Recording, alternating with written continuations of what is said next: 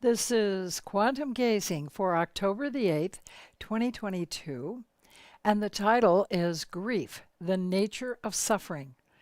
Welcome, Sairam, Namaste, everybody. I'm Connie Shaw, and this is my wonderfully supportive husband, Jim Wright. This program, Grief, the Nature of Suffering, is very full. And you might want to watch it 2 or even 3 times and take a lot of notes. I felt a sense of urgency in preparing it and hope that it will be useful to you in the weeks and months ahead, since more and more people are going to need comforting and peer counseling as events speed up. Beloved Lord, our prayer today is, Thy will be done. Help all of us to align our wills with yours and to listen continually for your guidance and to accept your guidance. Amen. Thank you. Now, get ready to take notes and to recall that our disclaimer is that we're not medical doctors. We don't diagnose, prescribe, or treat. Our talks and workshops and gazing sessions are offered free of charge to those who wish to have clarity, good physical, mental, and emotional health, and who wish to experiment with effective ideas and processes in order to share them with their loved ones and clients. The content of these programs is protected by the U.S. Constitution, and we urge all gazing attendees to seek out their health practitioners if they have a need to do so. Connie, I have something that I need to mention before we go on, and that is that I made a typo when we sent out the announcement of the program today when I was writing out the Grigori Gravovoy numbers, and I made a mistake with the one for Create Miracles. So you might want to write this down so that you don't have the wrong one. The Grigori Gravovoy number for Create Miracles is 519 space 7148. Thank you, Jim. Those things happen. Mistakes take place from time to time, and thanks for rectifying that. I appreciate it. Today's program is going to entail the 6 causes of suffering, what is death, how conditioning takes over upon shock, loss, and grief, identifying your thought addictions, jotting down your thought addictions, sample thought addictions, healing stories, Yogananda's mother, the Roshi's mother, the therapist who killed God, 25 birds who fled the branch, and delayed grief triggers. Tom's, let's see, I think okay, thank you. Tom's breakdown at the opera, and then, thank you, Jim. Miraculous telephone peer counseling and preparing to listen lovingly. There are many skills that you'll learn in this workshop today, and you can watch this in chunks, so to speak, unless you are able to watch the whole thing. Now, we're also going to cover items to have on hand for God to do miracles through you if you're doing peer telephone counseling. Immediate soothers, how to listen supportively to people who have just gone into shock, grief, or trauma. And also Bach flower remedies for shock and grief, and how you might want to store your Bach flower remedies. Supportive phrases and reminders when you're doing peer counseling. When there is a loss of trust in God. When there is anger with God. What is true surrender? Then, when healers and first responders need help, how do you treat and help them? We actually don't treat them. We treat them with kindness, and then we help them by loving them. Then what is an ego attack? And how to give your grief, unforgiveness, and negativity to God. A guided meditation. Archangel Michael takes out the trash. And then how not to suffer. Also, staying afloat in a seeming sea of crisis. Breathe. Go within. Ask, how am I feeling? What do I need? acceptance of what is, dropping desires, spotting your projections and judgments, and examining painful thoughts. Now, the Masters of Light slideshow will be about 10 minutes. So just a minute and we will get that going here.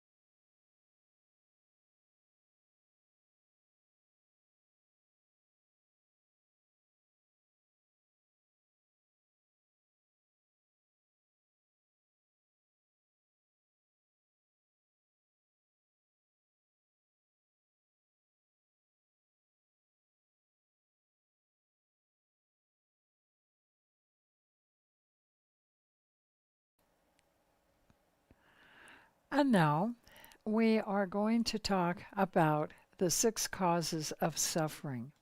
If you are new to our programs, I'll explain that the masters of light that we showed in the slideshow are the saints, east and west, and the angels, and the ascended masters who have already experienced self-realization and taken their ascension. That means that they don't have to come back to Earth anymore, and that they are here to help us in Earth School. So you might say this is like a school for spiritual learning where we learn that we are divine beings, and you might say that God is the principal and the ascended masters are the faculty, and they are available all the time to help us. And of course, God is always in our hearts, and we are divine beings. Now then, we're going to talk about the 6 causes of suffering. Ignorance of our true nature is number 1. This is not realizing that we're divine and thinking that we're flawed, that we're human, that we're always going to be making mistakes forever. Well, we might. That's all right. That's how we learn. But it's either not knowing we're divine or refusing to believe it. 2 is egoism, and this is separation by the split mind that likes to attack ourselves and others, be a victim, and be special. The ego isn't real, but it is like a paper tiger. It can certainly threaten us and other people and seem very real. So we have to learn to train it just as we would an unruly little dog. All right, now, the next is attachment. Attachment means clinging to people, places, and things, wanting things to always stay the same, and not realizing that this is a hologram, everything is not real, and that we come in with nothing and we leave with nothing. Everything is temporary, and when we know that, we really believe it, we understand it, then we don't suffer. Also, number 4, aversion, coddling negativity in ourselves, clinging to misery, separation, victimhood, and refusal to be happy. The next is comparison mind. Now, comparison mind means that when we have envy, jealousy, or covetousness toward other people, that means wanting what they have, or the life they have, or seem to have, or just wanting what they have, not what we have, even though our life is our life, everything is in divine order. And if we just stay in our own lane, pay attention, and focus inside, we'll be happy. Otherwise, misery. Now, fear of death is number 6, and that's in all forms. Fear of death of our pets, our loved ones, of our nation, of anything that we see around us, fear of death of ideas. Everything changes, everything is in flux, and there is no death. Let's talk about what is death. Death is when the soul leaves the body and drops it like an old, worn-out coat as if it were walking through a doorway. Our spirit, or Atma, lives forever. In reality, there is no birth and no death. This is a hologram, which is like a school where we've come to learn lessons with other people. And as we said, the ascended masters and saints, east and west, are like our elder brothers who've graduated and are now dedicated to helping and teaching us. They understand what we're going through because they have been through this themselves in their many incarnations. So we have each created lessons for ourselves to discover that we are love itself, and very powerful divine beings we are, who can have and express the supernatural gifts of the Spirit to help relieve the suffering of others. One day, each of us will graduate from this experience, which is actually not real, but it seems very real, and we will join the Ascended Masters in helping others who seem to be rather far from waking up to true nature. Now, one continues to learn on the other so-called side of the veil. Some people call it heaven, some call it the various lokas or realms, but When a person drops the body, that's not the end. They're oftentimes very busy on the other side. Many, many people have come to me after they've left their bodies and said, "It's beautiful over here. I'm very busy. I'm playing the role of a psychologist, or I'm a student, or I am helping new arrivals," or whatever. That's been very interesting to me. Now, so as we said, in actuality, there is no birth, there is no death, although it seems like that is the case in this divine drama, and we are not the body-mind personality complex. Now, we have another chart that's coming up right now called Identifying Your Thought Addictions, Some Sample Favorite Bad Feelings. This is about our conditioning. Now, these are just some sample ones. There are probably 50 or 60 or more thought addictions that people have. Now, these are the subconscious vasanas, you might say, or patterns that can come roaring forward when we are upset, or which otherwise just drive our bus all over the landscape, as it were, because we're not paying attention and noticing our thoughts. Most people are not aware of their thoughts and are not in touch with their feelings. As a consequence, lifetimes are wasted. All right. Now then, number one, the need to control, to dominate, or be the boss. And I would say right now, pardon me for interrupting myself, speaking to you, if you have the means to take notes right now, this would be a good time to get ready to take notes. And what I would like to have you do, after I list these and talk about them a bit, I'd like to have you take several minutes to identify your own thought addictions or favorite unconscious bad feelings. And we coddle these all the time. That's why they're called thought addictions. All right. Anger or rage. 3, resentment. 4, guilt. 5 is fear or anxiety. 6 is accusing, blaming, judging, criticizing yourself or other people. And then 4 is feeling insulted or indignant or disrespected. Then number 8 is poor me or victim, having victim consciousness. And as we say, so there's a second page to this, notice your thought addictions. There we are. As we say, there are no victims, there are only people learning lessons. Number 9 is feeling stuck. 10 is feeling confused, or 11 is feeling used, abused, or taken advantage of. And in order to stop that cycle, it would be very good to realize, what am I feeling now? What do I need? I'm feeling used. I'm feeling taken advantage of. Wow, this person is just trying to use me egregiously. All right, now how did you let this happen? You can establish boundaries. You can say, excuse me, I don't want to do this. I'm not available right now. I'm sorry. I am not prepared to let this phone call turn into a counseling session. I'm sorry. I was working when you called, and so I have to go now. Thank you. I'm sorry. Bye-bye, or whatever. Now, number 12, feeling unacknowledged, unappreciated, unrecognized, or a martyr. So this is called the martyr syndrome. And then 13, comparison, feeling envious, jealous, or covetous, as we said before. Social media. We put this in because of social media and the fact that, according to UNESCO studies, the people on Earth right now, especially in a study they did on youth, ages 4 to about 34, that those beings have more of everything than people ever before in history. They are more over-entertained than people ever before. There is a glut of stuff they have in their homes, their closets, their drawers, their bedrooms, their houses, their storage units.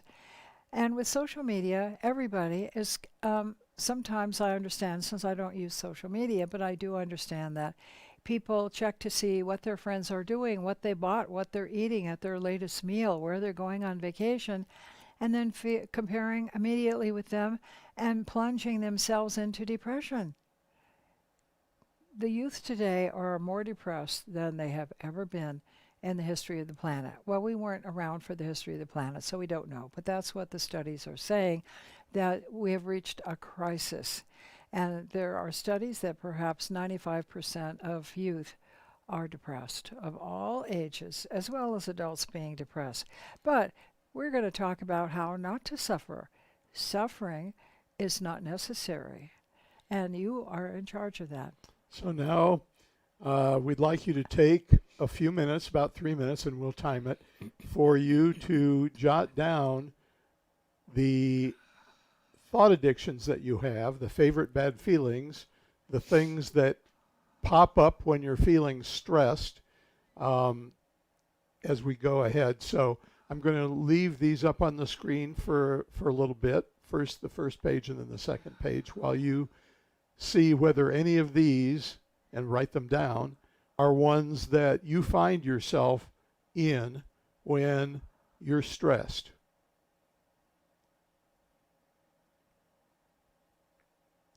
You may begin now.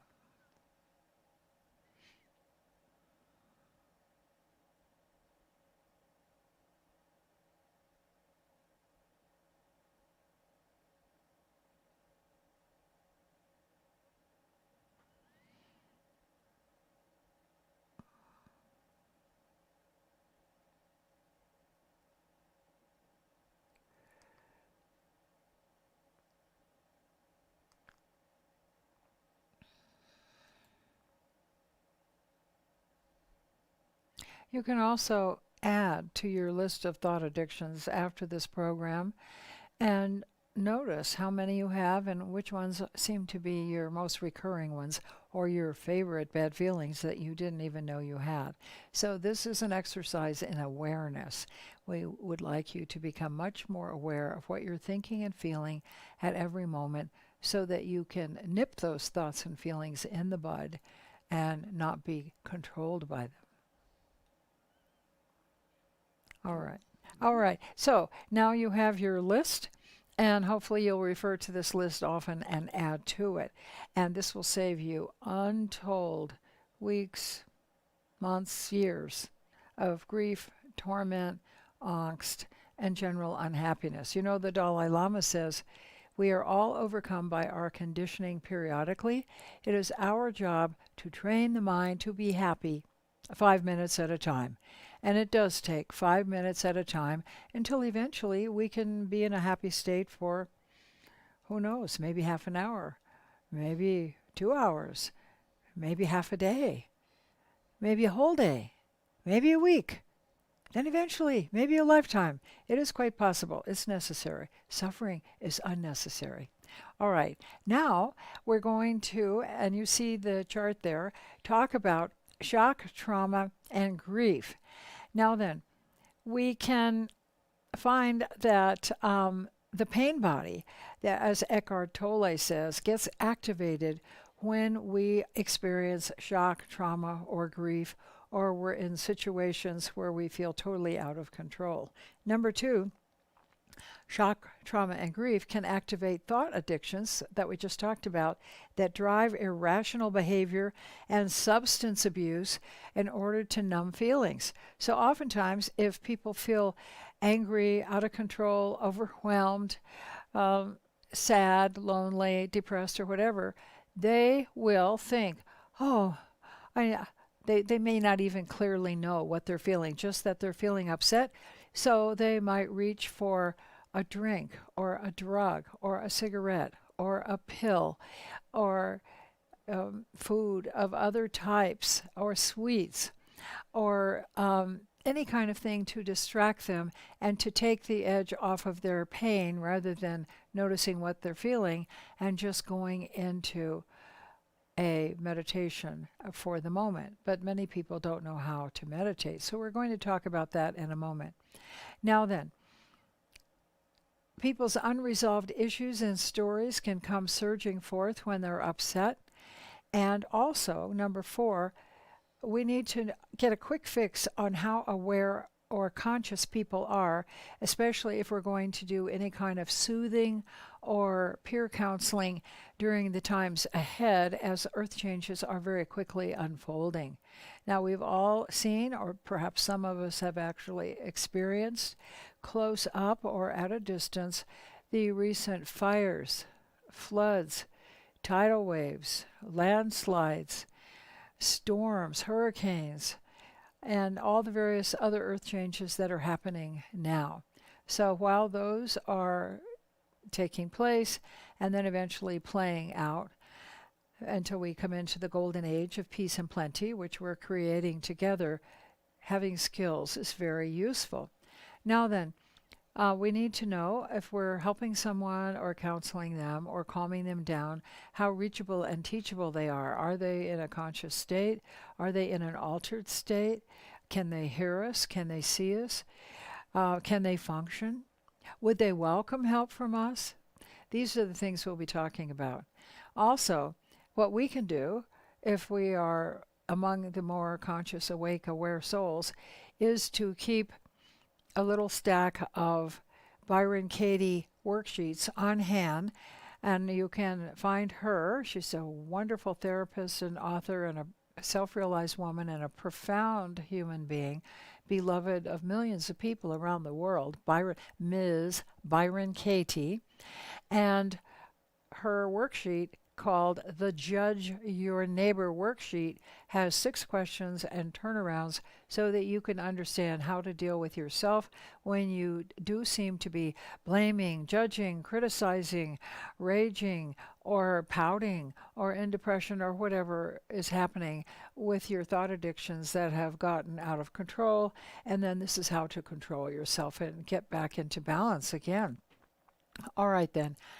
Now, I wanted to mention the fact that recently I started to feel very unfocused and fuzzy and muddle-headed, tired, confused, forgetful, and unmotivated. And I just couldn't figure out what was happening to me.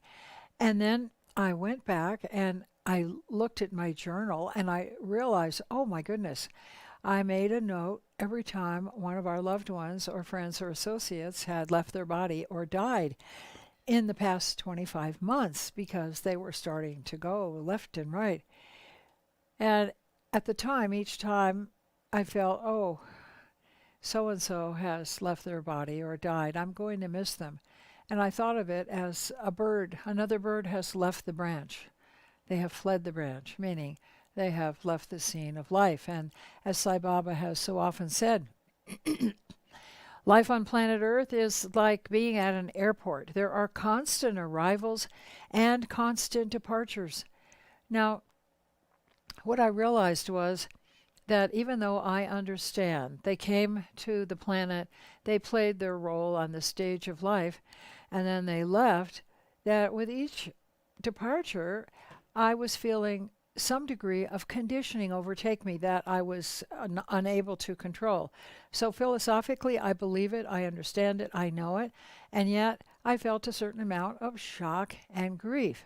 So that when I realized that 25 friends and loved ones in the past 25 months, about one a month, sometimes one every 2 or 3 weeks, have left, naturally, this body, due to conditioning and attachment, would feel some degree of shock and grief. So then I realized, yes, 25 people have left, one after the other after the other. And I'm feeling a little overwhelmed because that has meant counseling their loved ones. Sometimes it's meant doing other details regarding the leftover flotsam and jetsam in their lives. There's a lot to do when people die, and sometimes it's not necessary for us because we're not immediate family, but nevertheless, we all grieve and experience grief and shock and trauma differently, and we bounce back from it either slowly or in a medium way or quickly.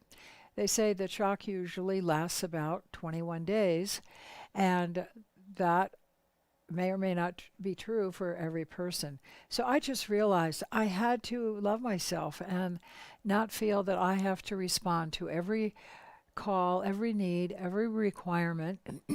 And I need to nurture myself back to strength and stamina again. And I have been doing that with lots of extra meditation, with being in nature with Jim, and just relaxing by water, listening to music, calling friends, and just taking it easy when I've needed to. So don't push yourself beyond your endurance. You know, actually, I would say that probably Christians and Sai Baba devotees tend to be two types on the Enneagram wheel of the 9 personality types. They're overgivers, overhelpers, overservers, and oftentimes we're very codependent, meaning that we drive in the wrong lane, we're busybodies and don't realize that we want to help, but the help isn't needed and might be resented. So it is always good when you are trying to help someone to see if the help is wanted, to not ask too many questions, and to just imagine for a moment how you would feel if you were in that person's shoes. So if you haven't experienced a lot of shock and grief and trauma, or if you have, but you've been in denial and haven't acknowledged it yet, this program hopefully will give you a lot of big ahas. I'm having ahas all the time about myself, and I'm just loving and forgiving myself and not beating myself up. So I would invite you not to have expectations that are too high of you in these particular times. But at the same time, we know that we are becoming the first responders, because oftentimes the firemen, the policemen, the doctors, the nurses, and the social workers, the therapists, when there is a big local community emergency like a fire or a flood, those people go home to their families to see if their spouses and their children or their siblings or their pets are alive and fine, and if anything is needed. So we are perhaps going to perform more and more as first responders in our neighborhood to do damage assessments and to be able to check how we're feeling and doing, and check on everybody else to see who is functional, who is not, who might need first aid care or CPR, or who might need various other services. Now, we're going to take a look at the chart called Telephone Peer Counseling for Grief. I would like to tell you, and some of you already know this and you've heard this a few times already, that it is possible for you too to be used as a step-down transformer for profound healings for other people, just as Jim and I are being used. The way that the Lord uses us and the way that He has healed over 50,000 people in the last 11 years through our sitting here merely doing gazing is something that we can't take credit for. All glory to God, all glory to His helpers, the angels and the saints, the ascended masters. This has nothing to do with us. We're like screen doors where the breeze is blowing through. That is God and His healing. And we are just stabilizing vehicles or vessels for that supernatural energy to reach other people, whether we're doing a workshop or a talk or a lecture or gazing in person, or whether it is live stream or for a particular group. But we don't do groups now because there are too many thousands of people on all continents that need this sort of help. So that's why we do live stream gazing. Now then, you see the chart. Pardon me. For doing telephone peer counseling for grief, this is going to be something we're going to show you that was given to us as a gift by God since 1997. When I was lying in bed with malaria for 5 months, and people started calling me from around the world. I have no idea how they got my phone number, but they said God appeared to me and said, call you, and that if you would hold the Sai Baba Lingam photo in your lap and talk to me and we would pray together, He would heal me. And I would always say, well, He didn't tell me that. And they said, well, we're telling you. And so would you please just try? Would you please just experiment with me. And so I said, okay. And then miracles started happening. So you don't know if God has a plan for you, but he just hasn't told you. So just be open-minded. Now then, here's the situation. If you hold a holy object, regardless of your faith, and we have people watching of all faiths, or agnostics, or no faith, it doesn't matter. You are a divine being. You are love itself, and God can use you just by your being on the phone. You can be anywhere on the phone with someone who calls you and asks for your help. You can hold a sacred object or a photograph that means something to you in your lap. So these are the preparations and items to have on hand, and we're going to discuss it now. All right, so let's go back to that chart. If you're a Christian, you could hold up a picture of Jesus in your lap, or a picture of Mary if you're a Catholic. Or you could hold up a picture of Archangel Raphael or Archangel Gabriel. Now, Sai Baba devotees can hold the Sai Baba lingam photo in your lap. There are plenty of them online to download, and it's a picture of Sai Baba holding up a golden egg. He said whoever would hold that picture, or have it in their pocket or purse or on their possession, would be used in the future for healings, miracles, and resurrections. And we know a number of people that have used that photo when people had expired, and they put the photo on their chest and said, Lord, Lord, resurrect this person. If it's in divine order, bring them back to life. So it's good for that too. Number 3, Catholics, you can hold a rosary, a picture of Mary, Jesus, Archangel Michael in your lap. Muslims, the Quran. Sikhs, a picture of Guru Nanak in your lap, if you have one. And then Hindus, a picture of Krishna or your preceptor in your lap, or maybe one of the aspects of the Divine Mother, since many Hindus are very deeply devoted to the Divine Mother, as Catholics are devoted to Mary, and Buddhists are devoted to beloved Kuan Yin, Mother of Compassion and Mercy. Then also Buddhists, you can hold your mala or rosary. And then if you're a Course in Miracles student, you could just put your course book on your lap, or nothing. Perhaps you don't need anything, that's fine. Other people, a sacred object. It could be a crystal, it could be a little statuette, whatever means something to you. And then when the person calls and they say that their loved one has just died, they're overwhelmed with grief, or the person died a while ago, but they just cannot get out of their stuck spot of grief, loneliness, sadness, depression, and so on, then you can speak with them, and we'll talk about what to tell them and what to do and not do. Now, okay, so now you know what to do to get ready if you are going to be doing peer counseling with someone. And you don't have to have had counseling courses. You don't have to have had the hospice training. But if you have, good. If you're a therapist, a counselor, great. You have your own methods. This might be a little different and unconventional for some of you. These things work for me and people I've trained. But there are so many ways to do this. So this is just one way. We always say, take the best, leave the rest. This is not some dictum. This is not dogma. And we respect you and your background and experiences and your skill sets that you're bringing to this. Now, before we talk about the immediate soothers for people in grief and shock, let's talk about the Bach flower remedies. All right, I keep my Bach flower remedies in an old thank you card box, and I put rubber bands across the side so that they don't fall over. And Jim is angling that so you can see how they stand up. I have several of these boxes, and I have them grouped according to what they do, the purposes of each Bach flower remedy.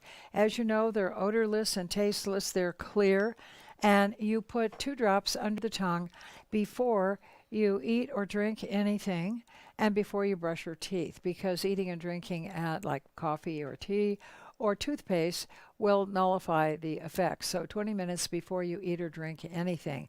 Now, if somebody calls you and it's not in the morning, they call you any time of day, then you can keep your Bach flower remedies close at hand, or just say, just excuse me a moment, and you can take Bach flower remedies, because you might get triggered while they are sobbing and crying or yelling and screaming, or however they're expressing their grief.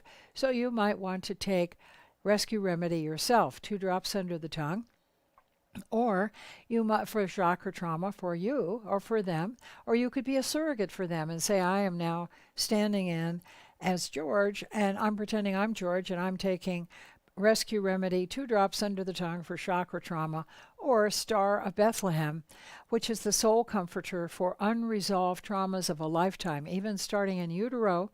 And when you were an infant, perhaps you have never had counseling or therapy, and you have never ever processed any of the shocks that have happened in your life. Then you might want to take Star of Bethlehem every day for a few weeks to start to clear yourself. And sometimes we all go into post-traumatic stress syndrome in these times because of the news and all that is happening all around us. Some people live in very active zones where there is a lot of murder and crime and carjackings and burglaries and things like that. So they're just trying to stay sane and balanced in the midst of all that in their immediate vicinity. Some of us are fortunate that we live in the country, or we live in small towns, or we're in a safe town or city or community. Now then, you can take gorse or recommend gorse to them for despair, deepest despair, and that will shift it pretty fast. You might be, if you know how to douse, you can douse for them how many times a week they need it and for how many weeks. Also, sweet chestnut is also very effective for the deepest despair when a person feels that they are at the limit of what they can endure. Now, of course, that's their ego telling them that. It's not true. We're not at the limit of what we can endure. We can endure a lot. Hopefully, we won't have to keep enduring a lot for a very long time, because things are about to change and shift. But at the same time, we know that while we're going into the deep, dark period for the next several months before we come out the other side, miracles and resurrections and healings are happening all over the planet. And Mother Mary has told me for over 30 years that these things are going to be such that we will have simultaneously miracles, revival, interfaith renewal all over the planet, the greatest renewal in the history of the world, at the same time while it's going to look dark and bleak. But focus your attention on the positive. Focus your attention on God and not the problem. All right then. So we've talked about how to use the Bach flower remedies for shock, loss, and grief, and how to encourage other people to order them. You can get them at health food stores and also at online and gift shops. They're around, and you can just order them online as well. Now, this chart is about immediate soothers. We're not going to be doing deep psychological training on how to address shock and grief. All hands on deck now. Even children can learn how to do basic soothing. And they instinctively know how to do this when they're little toddlers.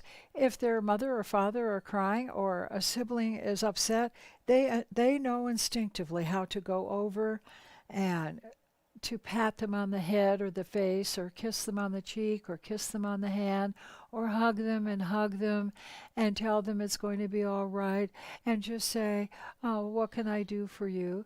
So babies and toddlers and children have this instinctively, because we've been here many times before, whether or not you realize that or even believe in it, and it doesn't matter whether you do or not. So let's go back to the first part of immediate soothers. Listen to them with love. Mostly listen, don't talk. Number 2, you and or they can take the Bach flower remedies, 2 drops under the tongue, as we said, and after the initial shock, after you finish talking with them on the phone, you can ask them to wash their face, either with warm water, if that's soothing, or splash their face with cold water or astringent, because that will oftentimes bring them back to reality. And you can urge them to have a glass of water or a cup of tea or coffee at the end of the conversation. Now, if you're with them in person, you can ask them, would you like me to hold your hand or just sit here and be quiet? And they'll often say, don't talk. I don't want to talk. I don't know what's happening to me. Just sit here with me. Don't leave. And you can say, don't worry. I'll be here as long as you need me. If that's true, if you have the time and you are not needed in some emergency somewhere else. So these soothers can take place on the phone or in person. Now then, after the conversation, you can ask them if they have any trace minerals or electrolytes or vitamins, and if they feel like they want to take them. They might not feel like taking any vitamins or supplements or eating anything. They oftentimes may not feel hungry for days, but it's important to take electrolytes or trace minerals so that our blood sugar doesn't drop too low and so that we're able to just feel physically balanced. Now then, if they have magnesium on hand, probably most people don't, then they can take a little scoop of it. Or if they have spray magnesium, they can spray it on their arms and legs, and that will be very helpful for their heart. And or they can spray it on their calves or have their loved ones spray it on their back or on their torso. That's very, very useful. Now, let's just go. So also find out if you're doing work with them on the phone, ask if they're alone. If they have just had a big shock, you want to make sure what state of mind they're in. So you can ask, well, is your son home with you? Is your husband there? Is your neighbor home right now if they live alone? But find out if there's somebody nearby that they can connect with and urge them to connect with that person so that they have their wits about them and that person can keep an eye on them. Some people faint from shock or grief. Not these days so much. 100 years ago, people would just easily faint for any little thing. And now, that's very seldom. Also, if they know how to meditate, you can urge them after they wash the face or have a cup of tea or get grounded or call someone to help them. Ask them if they feel like they'd like to just sit and pray or talk to God or be silent or meditate. If they don't know how to meditate, you could say, well, do you feel like you want to light a candle and just look at the candle flame or just stare out the window or off your deck at the beautiful tree in your backyard? Just something where they can just stare at the wall or stare out the window or do what they need to do. And just breathe slowly, deep inhalations, deep exhalations. That will calm them considerably. And some people are active. They're what we call rajasic. They're very active. And so they might need to find comfort in motion. So those people oftentimes have recliners that rock, or they might have a rocking chair or a glider, or they might have a stationary bike and they can just get on their bike and ride and ride and ride in their basement, for example, or in their home gym. Or they might have a rebounder and they might feel just like jumping on their rebounder, or just walking down the block or around the local lake or park, around and around and around. Or they might feel like going to the gym and working out for hours, and they may not realize they've been at the gym 3 hours, or that they have walked around the small pond 5 times when they normally only walk around at one time. So that's why it's good that they have a companion and that they just don't exhaust themselves till they drop.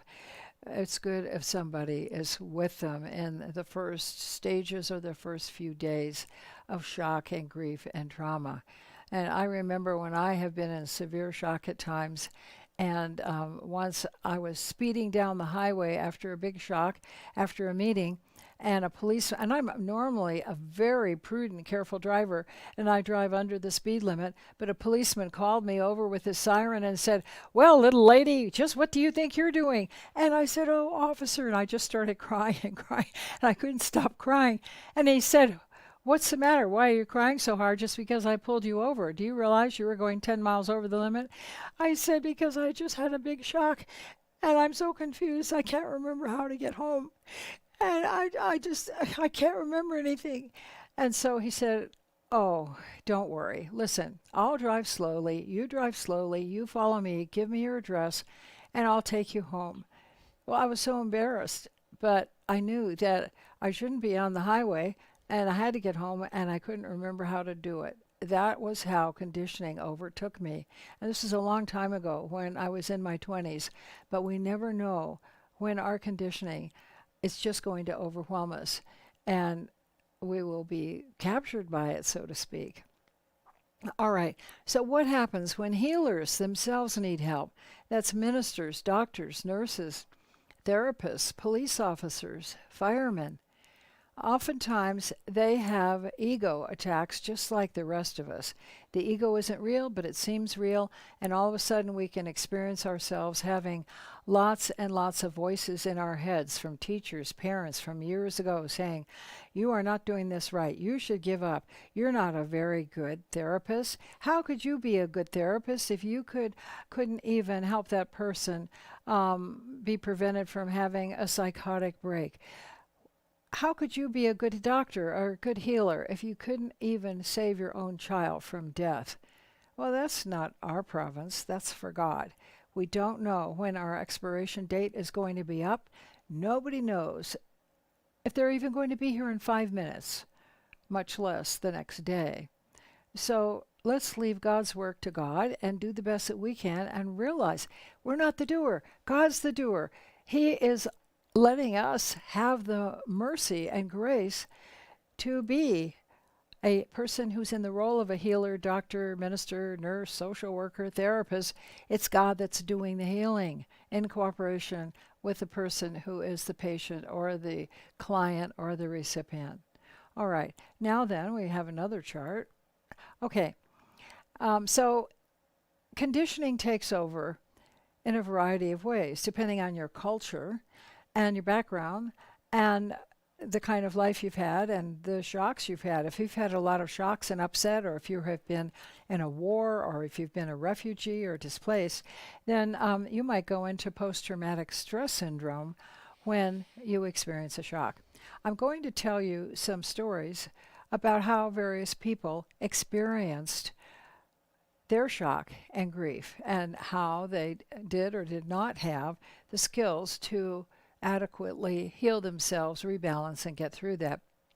When Yogananda's, now Yogananda is a great, great saint who is beloved by people all over the world, East and West. He brought a great love for Jesus and Mary and also for ancient traditions to the Western world.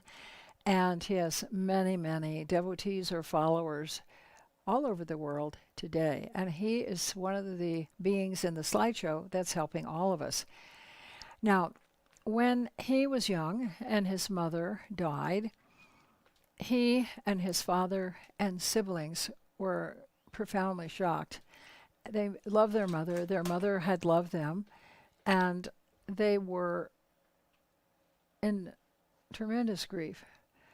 But because they were highly evolved souls, and they also had a culture that taught meditation from an early age, they simply handled their grief by not speaking. The children went to school. They stayed in the classes. They came home. The father went to work, came home from work. At the end of the day, they all went into their prayer room, and they sat and meditated for hours and hours every day until they went to bed. Sometimes they didn't eat. That is how they handled it. And after a few months, eventually they could come back to this awareness, this consciousness, and carry on with their lives, feeling much different, more compassionate for other people, greatly changed. Now, who we truly are isn't changed, but the body-mind-personality complex experiences a change. We are not that. Now, I'd like to tell you a story about a Buddhist monk in a monastery and he was called Roshi, which means teacher or master. He had many students who were boys, and he told them over and over, we're not the body. Do not be attached to any person, place, or thing, or you will suffer. We are here to observe life. We are here to be detached. We are here to be compassionate and to help others. We are here to have equanimity. Don't fall prey to the ups and downs of the mind. And so they practiced that. Now one day, a message arrived that the Roshi's mother had died suddenly. Now the Roshi was an only child. He had loved his mother so much. She had loved him. And the Roshi burst into tears. And his conditioning was such that overwhelming grief took him over. And he cried and cried and cried. He couldn't stop crying, and he just was bending forward and backward and forward and backward in this rhythmic motion, crying and saying, "Oh, mother, oh, mother, oh, mother, oh, mother, I miss you, mother, I love you, mother, oh, mother." And the boys heard someone crying. They came in running and were astonished. It was Roshi. They said, "Oh, Roshi, you're weeping. What happened, Roshi, that you were acting like this?" And he said, "Oh, boys, don't worry. This is only Roshi's personality. This is Roshi's attachment. This is what attachment looks like. This is why you don't want to be attached, because you will suffer. This is Roshi's body and mind suffering. But inside, Roshi's not suffering. Who Roshi is really not suffering, but Roshi is allowing himself to weep for mother. Don't worry, boys. This is what it looks like. This is just grief happening. It won't last long. Don't worry, boys. Oh, mother, mother, mother, I miss you, mother." And then after 3 days, it stopped. And the boys did not hear any more crying. They peeked in, and they saw that Roshi was meditating with a supreme smile on his face. And as he saw the door crack open, he saw the boys peeking in. He said, "It passed. The shock and grief and trauma passed, boys. Come in now. We'll resume our lesson. Everything is all right. If grief overcomes you, let it work its course. It's all right." Now then, this week, on one day, 3 times in a row, I was called and spent maybe an hour or more. And the time doesn't matter, but I just want to tell you what happened and how it affected me. And that is that each of the persons that called me was a therapist or a healer. They're very, very competent, very successful, very thorough, and effective in what they do. And in each case, each of them was losing an adult child.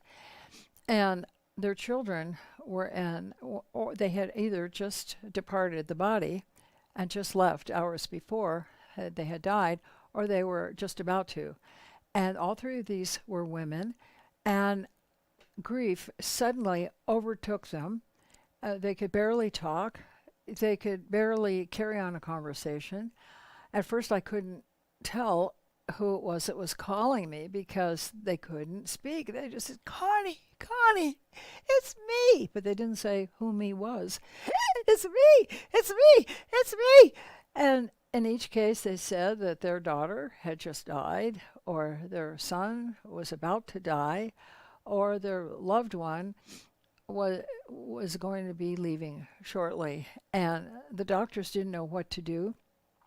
And these healers felt completely helpless. They were nowhere near their adult children, who were somewhere else far away.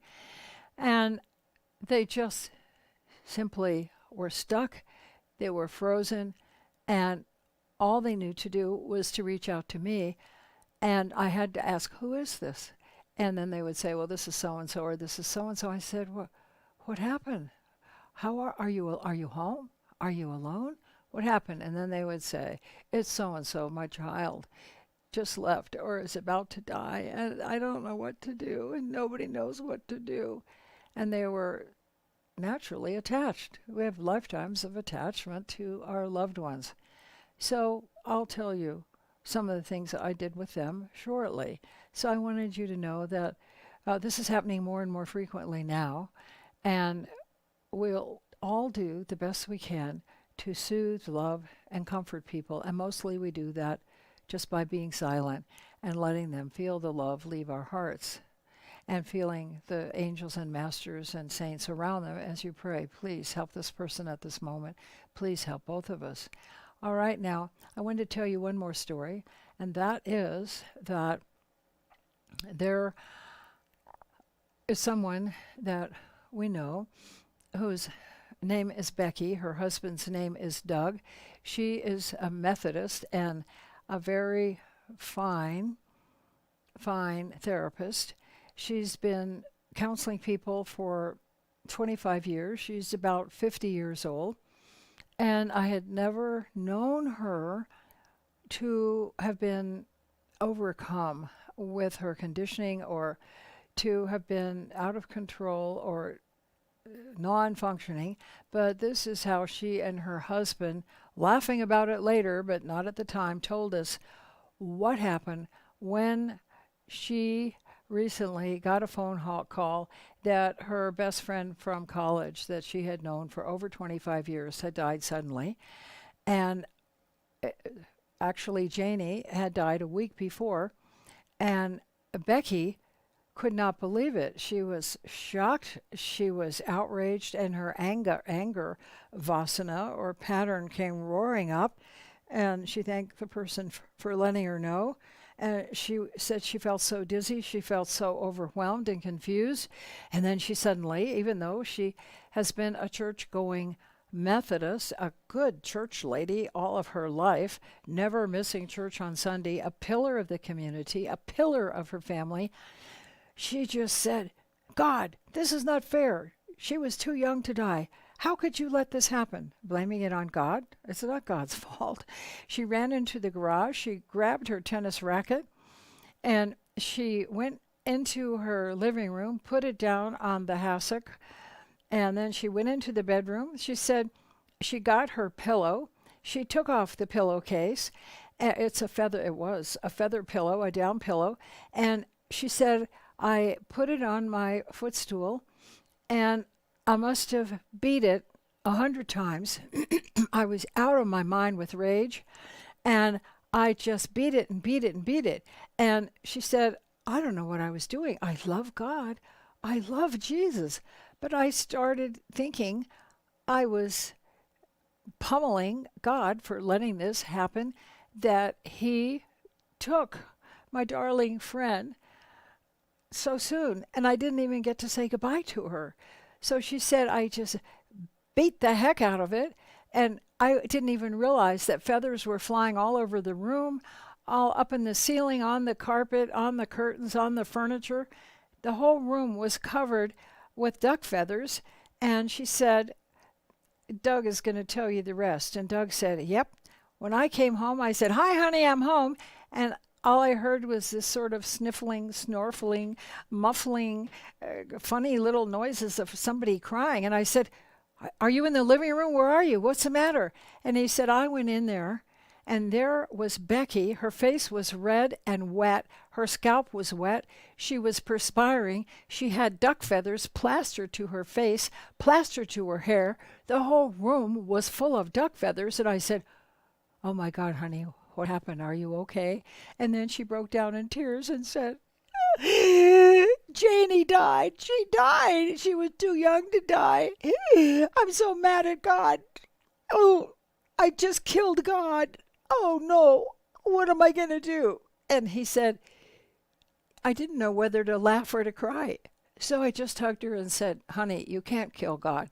Nobody can kill God. Did you just beat your pillow with the tennis racket and you thought that that was God? She said, oh, I'm so sorry, Lord. I'm so sorry. I don't know what I was. I love you, Lord. I love you. I'm sorry. I'm sorry. He said, there, you're not yourself. You know, she was my friend too. Let's just sit down. You sit down in the recliner and I'm going to get a washcloth and wash your face and get all these duck feathers off of your face and off of your hair. You look like a duck yourself. It looks like a duck exploded in here. And then I'm going, would you like a hot cup of tea, honey? And then I'm going to give you a hot cup of tea and I'm going to put you to bed. I think you're very tired. Everything's all right. Everything's all right now. So you see, even a person that is rational, that is so competent and capable, that has helped countless people, can suddenly be overcome by their vasanas, by their favorite bad feelings of anger and rage, and by their conditioning. And these women who were so sad and overwhelmed by their losses said to me, I can understand how people could go on a rampage in these crimes of passion. I always judged them before. Now I've just gone bonkers for a few minutes just like them. I'm so sorry. I'm so sorry. I never thought I was capable of this. I never thought that there was so much anger and hatred and rage in me. Yes, it can lurk within all of us, and it's not who we are. And don't beat yourself up. And don't criticize the people that have these unusual separations periodically or for a short period with reality. We all process differently. We all recover from shock, grief, and trauma at different rates. Now then, so let's go into how we can actually help people. So let's say that you pick up the phone and there's someone on the other end that is incoherent and that is in grief, shock, or trauma, and then they are begging you for help. They say, I don't know what to do. Help me, help me. And so you say, tell me what happened. Just simply tell me what happened. You don't have to tell it in a long story. In 2 sentences, tell me what happened. So make them focus and be very short and to the point. And then you just say, how can I help you now?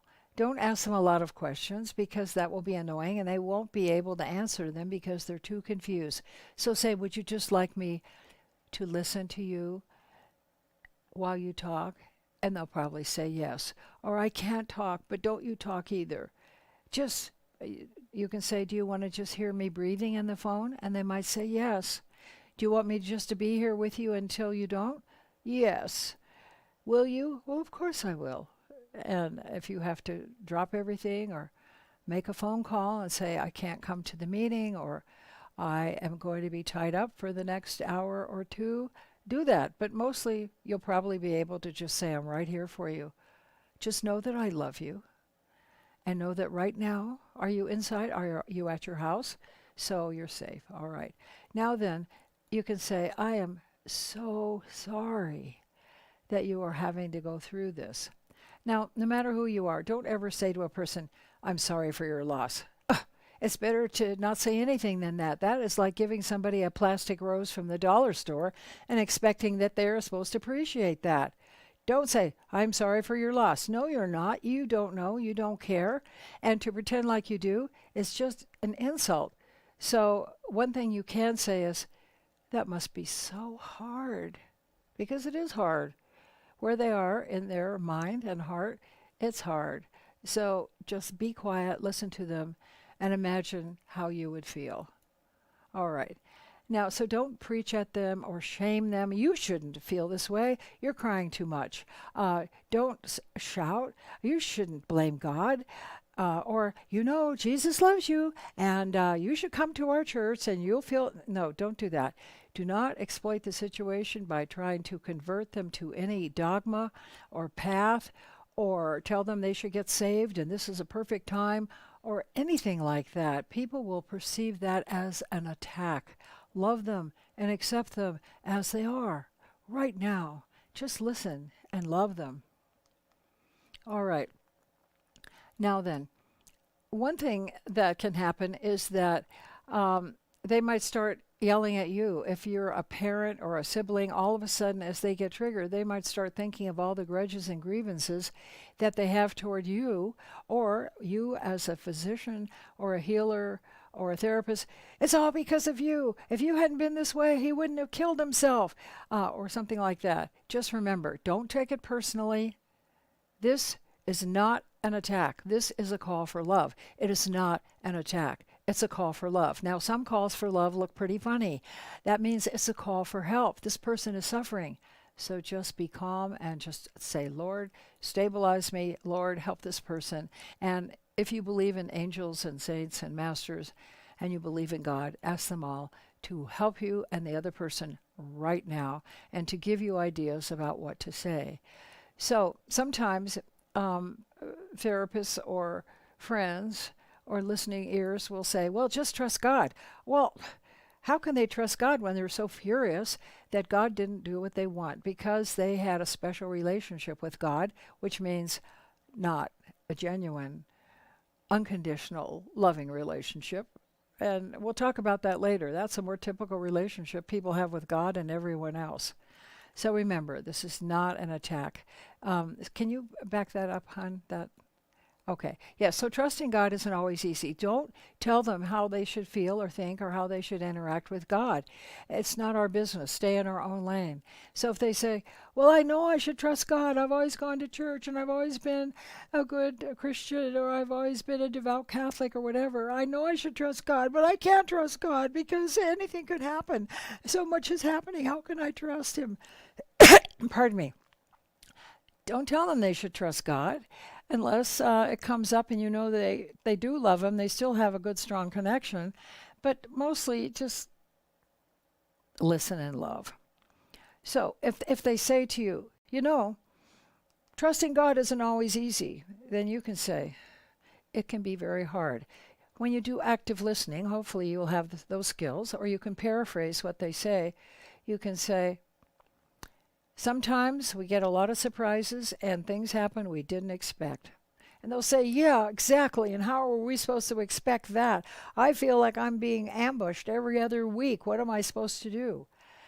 Then you can just say, sometimes I feel that way too. And sometimes people say, Lord, I can't trust you, but you'll have to help me trust you. So please help me trust you. So whatever you have to do, God, help me trust you, because it's not in me anymore, or it went away somewhere. I don't know how to get trust back. I just feel so helpless and incompetent and overwhelmed, like it's my fault somehow. If I had been a better person, maybe she wouldn't have died. No, those are stories the ego makes up to make you feel helpless, vulnerable, and incompetent. It's not true. No, you are still you. You are still lovable. Now then, finally, hopefully, people may come to the point where they say, Lord, I do trust you to know what's best. My son was supposed to have a short life. I just didn't know it. I didn't expect it. We never expect to outlive our children. I just couldn't have imagined that he would have left so soon, and that I would be left behind. I know this is how it was supposed to be. Please help me accept this. Please help me surrender, Lord. So, now, surrender is acceptance of what is. It may take people a long time to get to surrender because they are still attached. They're hanging on. They might be addicted to misery like most human beings.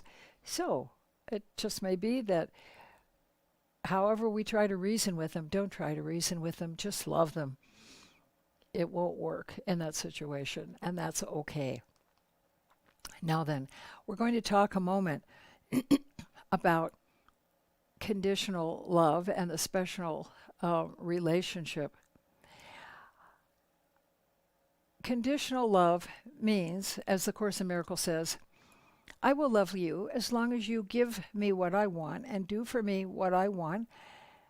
Otherwise, I will hate you and reject you. Now, people don't consciously know this, but usually they may pick a spouse, or some men pick a trophy wife, and they'll keep her as long as she's beautiful and charming and youthful and is an ornament on their arm when they appear in public. Hopefully that's not the case with any of you. But we know that happens. Some people marry a person because they feel, well, this person is smart and successful and will always take care of me and get me what I want. But if the person becomes handicapped or they lose their job, that person might think, well, this is not working out the way I thought. And so they might think, well, I'm not getting what I want. And so they'll end the relationship. This is called a special relationship, or a conditional relationship. And it's surprising how many people have that relationship with God, or with a teacher or a guru. Guru means master or teacher. I will stay with you as long as you get me what I want, give me what I want. It's like an infant, a toddler. It's an infantile type of spirituality that is just based on getting and not on growing up and learning to give and learning to serve. It's just all about me, me, me. So early on the spiritual path, it's me, my, and mine. And later on, our teachers and the Lord on the inside will teach us. It's really about thee, thy, and thine. All right. We have a chart that is called Give It All to God. Well, people will say, just let go and let God when you're in grief or shock or suffering. Just give it all to God. And you might think, give all what to God? What does that mean? Well, they mean give all your negativity, give all of your upset, all of your sorrow and suffering to God. And you think, how do I give it to God? It's invisible. How can I say, here, God, you can have all my suffering? He doesn't want that. What does that mean? That makes no sense to me. All right, now, let's go to the next chart. So this is, we're going to do a guided meditation to show you how to give it all to God, how to surrender. And surrender doesn't mean you're backed in an alley with your hands up and somebody has a gun trained on you and says, give me your purse. No, surrender just means accepting what is. So-and-so died. That's the fact. That's surrender. It happened, and they're probably not coming back, and I just have to not be in denial about it. Here it is. It happened. So just facing facts. That's what surrender means, facing facts. It doesn't mean we like what happened. It just means we accept that it is what it is. All right. Now, this guided meditation is called Saint Michael the Archangel Does Emotional Trash Pickup. And what I'd like to have you do now is just close your eyes and uncross your arms and legs. If you're sitting on the floor, that's fine. You can sit any way you want. If you're on the floor, and if you're in a chair or on a bed or on a sofa, it's best if you uncross your arms and legs, close your eyes, just sink back, just rest against the backrest or the wall.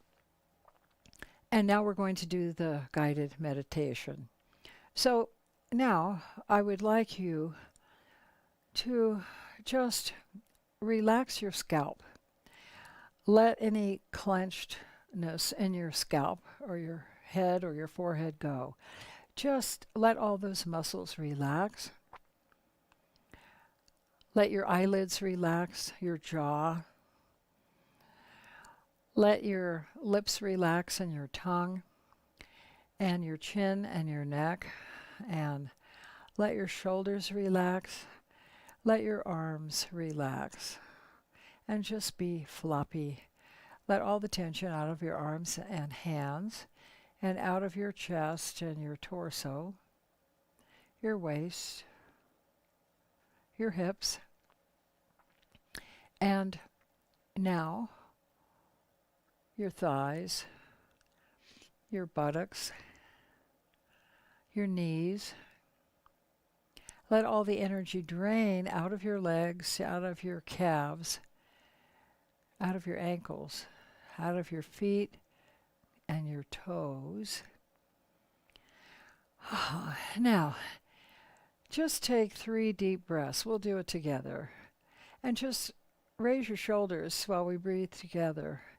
And so we're going to take a long inhalation and raise your shoulders. And then lower your shoulders and breathe out audibly.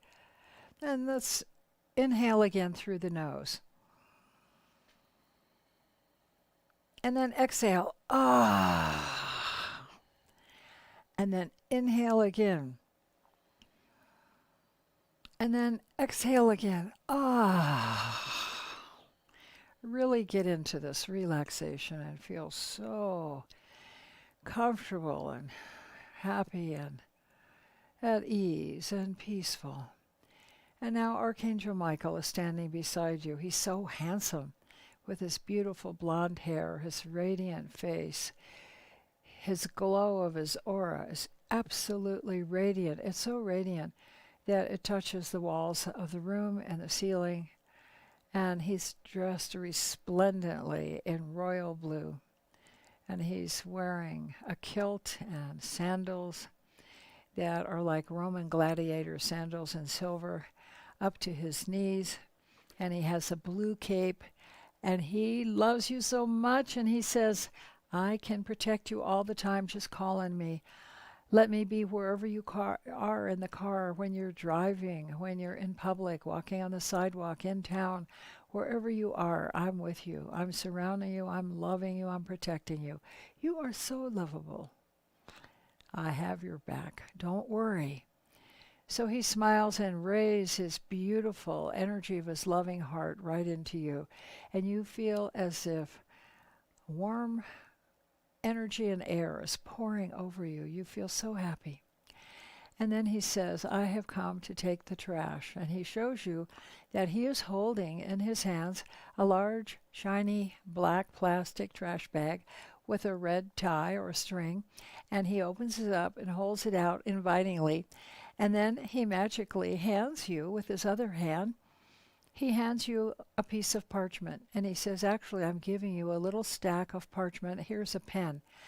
And you can write on each one of these parchment pages any of the grudges or grievances that you have toward anyone else.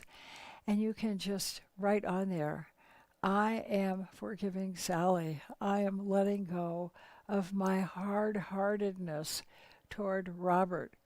I am letting go of all of my judgments against my mother, even though she's not here anymore. I'm letting go of my anger and grievances toward all of the coaches or teachers or authority figures in my life. I'm letting go of any unhappiness or anger toward any medical person that I've ever encountered. I'm letting go of all of my anger and judgment toward any minister or priest or rabbi or any spiritual figure that I have ever felt grudges and grievances toward. And you write those things down and you just drop them in the trash bag, and he smiles lovingly and nods, and you both chuckle. And he's saying, if you're not ready, you're not ready. But this is a good time, and you'll feel so light and happy. But I am not trying to lead or guide you, just to let you know, it's totally up to you. You're in charge of this process, and you feel so happy and relieved that you're not being pressed or stressed to do anything. And then you realize, oh, my goodness, I have been harboring some secret guilt. I'm letting that go too. That's not doing me any good. And then you think, oh, I was having a lot of grievances toward Jesus. I'm letting that go now. I'm sorry, Jesus. And Mary, she didn't do what I wanted. I'm sorry, Mother. I'm so sorry. And Kuan Yin, I'm letting go of my grievances toward Kuan Yin. She didn't want to do what I wanted her to do either. And everything toward God that I have felt that was unloving and unkind. So you fill up all the pages and you drop them in the trash bag with a great sense of satisfaction. Sayonara, good riddance. I feel so light and free, you think to yourself. I am joyous. I am not carrying any ugly, dark stuff in my backpack up the mountain of life anymore. I want to let go of all of it. As soon as I realize it, I just want to let it go. I don't want to hold any dark thoughts or feelings toward anyone. It makes my heart feel icky. I don't want to feel icky. I want to feel clean and clear and fresh. I want to feel like I can connect with the hearts of all people and that I can truly and honestly love them, even though I don't know them. Help me, Lord, help me to be more loving and more forgiving and to forgive myself, knowing that back then when I did all those stupid things, I just wasn't very experienced. I wasn't old enough. I just didn't know what to do. I'm just so sorry, and I forgive myself, totally forgive myself for everything I did that was not smart, that was a mistake, what some people would even call a sin. I forgive myself of my sins, and I know that you love me and forgive me too, Lord. I know that. Isn't that true, Archangel Michael? Archangel Michael chuckles and laughs and smiles and just loves you and loves you and loves you. And pretty soon you start to feel lovable. I feel lovable, yes. I know I'm lovable because all people are lovable. Therefore, even I must be lovable. So Archangel Michael puts his hand on your shoulder he asks, "Are you finished? Is there any more?" And you say, "Oh, no, I think I'm done now. More might come to mind later. Can I just call on you anytime and say I have another load of trash?" And he says, "Yes, of course. Just call me the trash man. I'm at your service anytime. You can call on me anytime. I'm always here for you." And so I protect, I guard, I warn, and I take out the trash whenever it's needed. So you both chuckle and laugh. And he pats you on the shoulder. Then he leans down. He kisses you on the cheek. He picks up your hand. He kisses you on the hand and says, "I love you. I'm always here for you." And you say, "Thank you. Thank you, Michael. Thank you so much. Thank you. From now on, you're going to be one of my best buds." He says, "I'm happy to be one of your best buds anytime." And then he yanks the trash bag string. It goes floating very fast up in the air into outer space, and it disappears. All right, and now you feel so light, so happy. You laugh at yourself and you think of all the funny and silly things that you've done, and you just think, well, I was just being human. I didn't know who I was then. Now I know. And now I can catch all those thoughts and deeds in the bud before they have to play out in form. So as you're coming back, you can just look around and you can flex your hands and your fingers, and you can flex your feet and your toes, and you know you have another way that you can clear yourself whenever you need to. All right then. So Now, now let's prepare for quantum gazing. Maybe as you were, but let's uncross our arms and our legs, unless you're sitting on the floor, and then folded arms or crossed legs are just fine. Place your hands up in a receiving position and put them down on your legs in a comfortable place, however that works out for you. And take a moment and think of 3 or 4 wishes or prayers or intentions that you have for good things that you'd like to come into your life or the lives of your loved ones. They can be anything at all, or things you'd like to have leave your lives.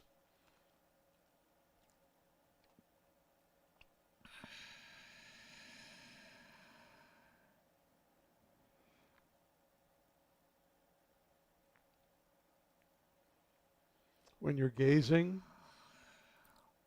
allow your mind to become empty and blank. Let all your thoughts drain away. And if you have to notice that and come back to that and let your mind empty again, that's just fine. We always do a breathing exercise before each gazing, which we'll repeat now 3 times. Let's breathe in deeply. Raise your shoulders up towards your ears. Now breathe out and imagine your consciousness dropping down into your heart center right in the middle of your chest. And as it drops, notice that feeling, that special feeling you have in that heart center at the end of your out breath. Let's do that again. Raise your shoulders up as you breathe in deeply. Breathe out. Consciousness down into your heart center, noticing that feeling at the end of your out breath. One more time. Breathe in deeply. Big breath out. Consciousness down into your heart center. And now imagine your consciousness opening out into the universe and connecting with your idea of the quantum field of love. And feel that quantum field of love totally enveloping you, knowing that you are loved and that you are love.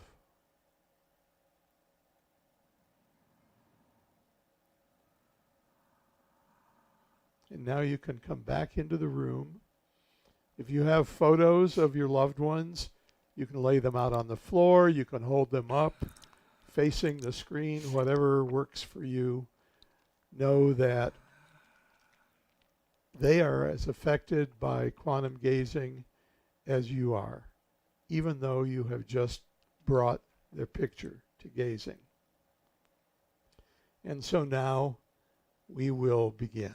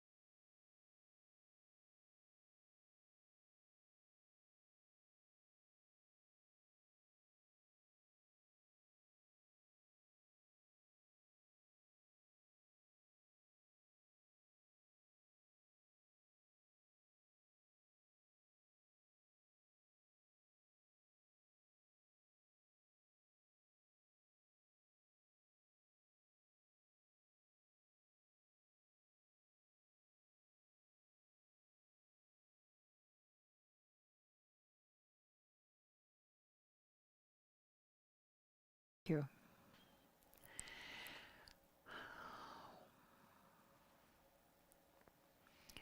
All right. Thank you. And this is a good time for you to jot down your experiences and whether you heard anything or you felt a being put their hand on your hand or against your cheek or your head or your shoulder, or if you felt a shift or if some pain that you were experiencing has left, or if you saw one of the ascended masters or the Lord, or you received a message or a prophecy, or some major insight occurred to you, you can jot that right down right now. And or you can just do it as soon as the program is over. So we have a few more things to share before we wrap up the program. Thank you so much again for joining us and for participating. If it turns out that you have been triggered by any of these techniques or stories, just allow yourself to cry and just don't stop it. Just let it happen. It's all right. You're safe now.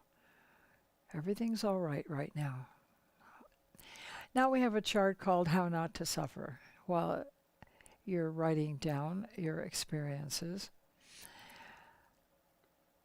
first of all, rest in God. Just pretend you're sitting in the easy chair of your heart and listen to Him. Feel His love.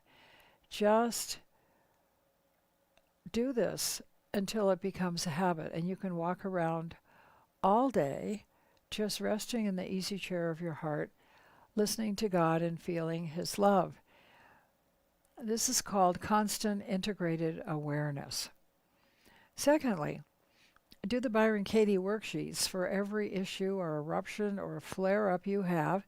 You can find her work and the Judge Your Neighbor worksheet on thework.org. Also, make amends to God and to others with accountability. If you've done something that has hurt someone else, or if you've hurt yourself through an addiction or self-harming or self-destruction, then be accountable. Stop doing it. If you have heavy addictions, you can join a 12-step group, get a sponsor, and do the 12 steps, whether that is for drugs, alcohol, overeating, pornography, gambling, or whatever it is. Binge watching of films and TV, it could be anything. So don't beat yourself up. Just look up your local meetings, find out how you can get some regular help, and then one day you will be a fine source of comfort and counsel and leadership to other people. But first of all, first things first. Also, if you don't know how to meditate, you can learn how to meditate. It's nice to be able to do it morning and evening, and then eventually you find out that you're just meditating all day long. You're just being in a detached observer mode. You're watching your thoughts arise from the ground of consciousness, and you're realizing, oh, that's my old fear thought, like a passing cloud. That's my jealousy thought. Oh, that's the anger thought. It's getting weaker and weaker because my ego is getting weaker and weaker. In the beginning of the spiritual path, the ego speaks first and loudest. Eventually, after some time, spirit speaks first and loudest. And then eventually you won't have flare-ups, and you'll have equanimity and detachment and discernment. Equanimity, detachment, and discernment. And now the chart, an inquiry skill. Examine every thought, especially before you speak. This is from the Byron Katie work. Ask, is it, now, for example, all those homeless people should not be on that sidewalk. I won't have it. Is it true they shouldn't be there? The answer is always no. How do we know? Because there they are. They're there on the sidewalk with their tents and all their needles, and you have to walk by them, and you don't like it. Well, acceptance or surrender is acceptance of what is. This is what's happening now. Maybe you could bring a sandwich or some food or do something for them, or not. So how do I know they should be here? Because they are. This is what's happening, as we said. What do I get to do, feel, be, think, or indulge in myself as a result of this story or thought? You get to go into your thought addictions and go on a rant in your mind or even out loud.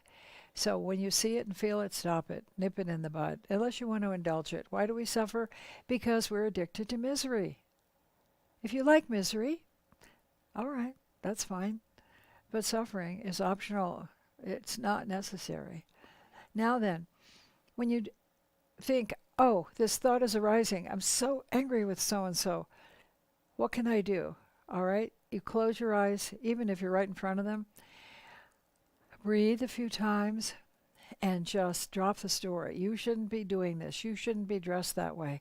You shouldn't be doing what you're doing that's causing me so much hurt. Don't you understand? So if you are captured by one of your rants, stop, breathe, drop your story. It will be there when you want to pick it up a little later in a few moments. It'll always be there. So I'm not asking you to stop your story for life. I'm just asking you to put it on the table beside you, close your eyes, drop into your heart, and notice without your story, without any thoughts, what am I noticing? Are you noticing silence? Are you noticing peace? Are you noticing contentment without the story? Are you noticing spaciousness and freedom? Are you noticing love? Hopefully so, because all of that is there waiting for you all the time. God has not left you. It's impossible. He's always as you, part of you. You and He are one. It's like air. He's inside you. He can never leave you. All right, so that's how to do inquiry, but you do it more formally with the Byron Katie worksheets. All right, the shortcut to all that is just stay established in God consciousness, the easy chair in your heart, or just imagine that you and He are one and He goes with you everywhere because He does. Follow His guidance, listen. Speak to me, Lord. Louder, please. I can't hear you. Could you please speak louder? Could you please give me a sign? Could you please help me? And then finally, you'll just merge with Him. Now then, we are going to review this presentation.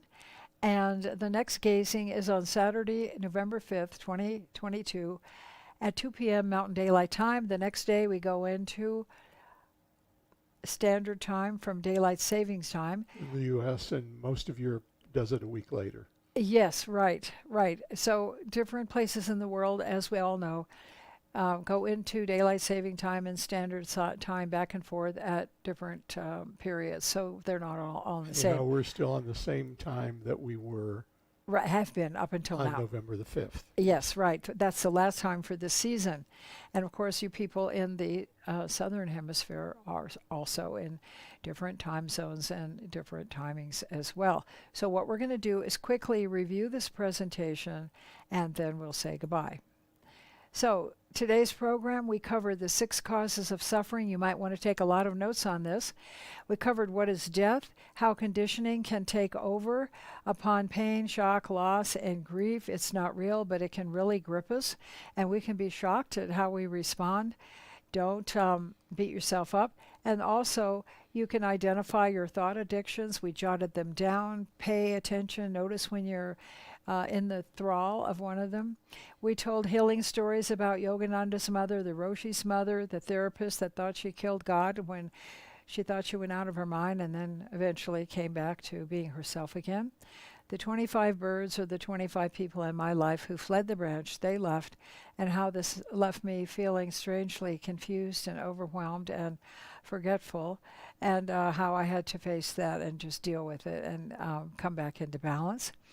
And people can have delayed grief triggers when they go to an opera or they hear a song or they smell perfume or they're in a meeting or they're at a wedding or a funeral or some kind of reunion, like our friend Tom, who just broke down at the opera because he had not grieved his late wife's loss, and then suddenly a tremendous aria swept out from the movie screen, and where he was watching an opera at the movie theater, and then he broke down and sobbed and sobbed and sobbed. So, how to help people in shock from loss and grief. And then we talked about how to have miraculous telephone peer counseling. Just turn yourself over to God, say a prayer, heal through me, Lord, heal through me, speak through me, and then hold your photo or your sacred object and just love the person and just listen to them and just don't hijack the conversation at about talking about when you lost your mother or how you felt when you were in grief. They don't want to hear that. Just listen, be quiet, and just keep loving them and asking the Lord to open your heart wider and wider. So we talked about items to have on hand depending upon what religion you are, if you have a particular faith. The immediate soothers, listening supportively, having Bach flower remedies on hand, especially Rescue Remedy and Star of Bethlehem, then supportive phrases and reminders, and just letting them know, I can't imagine how this must be for you. It must be so hard. And then when there's loss of trust in God, and when there's anger with God, and then what is true surrender? When healers and first responders themselves need help, you help them the way you help everybody else. They have been under so much stress for nearly 3 years now. And then what is an ego attack? And it's when your thoughts start to try to make you feel diminished and incompetent. It's not true. And just like you would say to your little dog, Fluffy, Fluffy, thank you, don't share anymore. Go sit in the corner. You tell your ego, no more, be quiet. And then how to give your grief, forgiveness, and negativity to God. Just put it in the trash bag and Archangel Michael will take it away for you. Just imagine you're doing it. Then we did the guided meditation. We talked about how not to suffer because suffering is optional. Sometimes we'll suffer and can't stop it. It's okay. Just let yourself cry. Staying afloat in a seeming sea of chaos, it's the same thing. How you stay afloat is you just rest in your heart. And you just observe things in a detached way, and you breathe, and you know that everything is fine in this moment. All is well, and you just stay connected to God in the heart. That's called being established in God consciousness. So we covered everything, and we hope you find it useful. As we said, you might want to watch this in chunks, or you might want to watch it 2 or 3 times. And take a lot of notes and practice, practice, practice. As they say, that old corny joke, how do you get to Carnegie Hall? Practice, practice, practice, and more practice. So, Jim, I'd like to thank you for all of your work on this. It is so complicated, I would not begin to know how to do it. And all the roles that you played as we designed this week. And it took more than 20 hours to create it, design it, and make the charts and practice and do everything. You are just such a sweet love, and I love you so much. Thank you for doing this and for always helping me in so many ways. I would like to thank the Lord, our beloved Lord, and all of his helpers and the Ascended Masters for all you do for us. You are so wonderful, so steadfast. You're just filling our lives with miracles all the time. May all of us that are watching this notice the miracles that are happening. Notice the grace. Notice the tenderness and the mercy that is being showered upon us all the time. It's happening. Pay attention. And then you'll notice, oh my goodness, it's happening every hour. I wasn't paying attention. So we love you, everyone. Even though we have not met many of you, God loves you. Love yourself. Let yourself feel the love and the mercy and the grace of the Lord and the Masters all the time. And especially as you watch these programs over and over and over, the Masters will be there every time. The programs are archived, and you'll still be able to get the same benefits as in live streaming. So it's available. It's available anytime to just sit down. And if you just want to skip to gazing, sometimes it's in the front of the program, sometimes it's in the back. You can do that as well. Anything is possible. You're in charge. We think we're in charge. Yeah, I'll make a note in the description at what point gazing starts. I haven't done that in the last one, but I will, and I'll do that for this one also. Thank you. I think that would be very helpful for people. So It's time for us to love you and leave you, as the British say, to say farewell, stay in the love vibration, and we will see you next month on November the 5th, 2022. Practice these skills, have fun with these skills, play with these skills. And thank you. Until next time, Sairam, Namaste, and farewell. Farewell. Bye-bye.